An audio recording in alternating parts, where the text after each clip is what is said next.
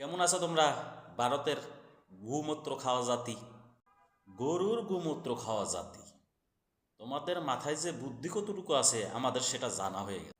তোমরা যে আইপিএলে নিষিদ্ধ করলাম মুস্তাফিজকে নিরাপত্তার অজুহাতে, সামনে যে আপকামিং বিশ্বকাপ আসতেছে সেইখানে বাংলাদেশের 4টা ম্যাচ আছে, তখন এই বাংলাদেশের পুরা টিমরে তোমরা কেমনি নিরাপত্তা দিবা? তোমাদের দেশে তো আমাদের ক্রিকেট টিম আর যাবে না, শুধু বিশ্বকাপই না, আর কখনোই তোমাদের দেশে আমাদের ক্রিকেট টিম যাবে না।